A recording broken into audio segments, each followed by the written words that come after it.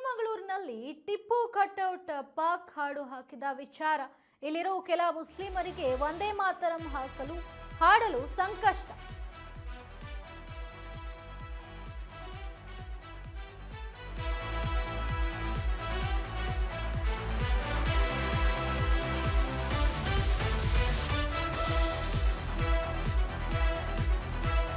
ಚಿಕ್ಕಮಗಳೂರಿನಲ್ಲಿ ಟಿಪ್ಪು ಕಟ್ಔಟ್ ವಿಚಾರಕ್ಕೆ ಸಂಬಂಧಪಟ್ಟಂತೆ ಪಾಕ್ ಹಾಡು ಹಾಕಿದ ವಿಚಾರ ಏನಿದೆ, ಇನ್ನು ಇಲ್ಲಿರೋ ಕೆಲ ಮುಸ್ಲಿಮರಿಗೆ ವಂದೇ ಮಾತರಂ ಹಾಡಲು ಸಂಕಟ ಆಗ್ತಾ ಇರುವಂತದ್ದು. ಬೆಂಗಳೂರಿನಲ್ಲಿ ಬಿಜೆಪಿ ಎಂಎಲ್ಸಿ ಸಿಟಿ ರವಿ ಕೆಂಡಾಮಂಡಲವಾಗಿದ್ದಾರೆ. ಈ ವಿಚಾರದ ಕುರಿತಂತೆ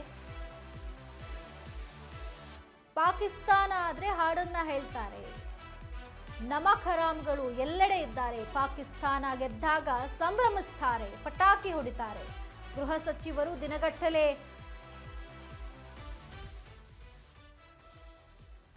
ಇಂತಹ ದೇಶದ್ರೋಹಿಗಳ ಬಗ್ಗೆ ಮಾತನಾಡಲು ಗೃಹ ಸಚಿವರಿಗೆ ಭಯಾನಾ ಅನ್ನುವಂತಹ ಪ್ರಶ್ನೆ ಮಾಡ್ತಿದ್ದಾರೆ ಸಿಟಿ ರವಿ. ಈ ಕುರಿತಂತೆ ಸಿಟಿ ರವಿ ಮಾತನಾಡಿದ್ದಾರೆ, ಏನ್ ಹೇಳಿದ್ದಾರೆ ನೋಡ್ಕೊಂಡು ಬನ್ನಿ.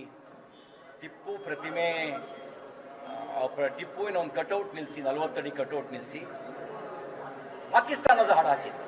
ಪಾಕಿಸ್ತಾನದ ಸೈನ್ಯಕ್ಕೆ ಉತ್ತೇಜನ ಕೊಡುವ ಹಾಡು.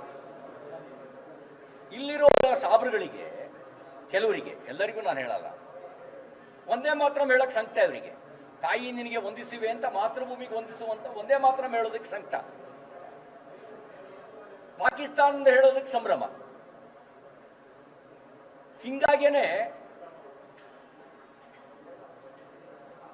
ನಮ್ಗೆ ಅನುಮಾನ ಬರೋದು, ಈ ರೀತಿ ಮನೋಭಾವನೆ ಎಲ್ಲಿಂದ ಬಂತು?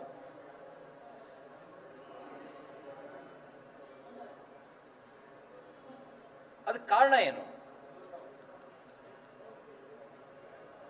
ಎಲ್ಲಿ ಇವರೆಲ್ಲ ಟ್ರೈನಿಂಗ್ ಪಡೆದಿದ್ದಾರೆ?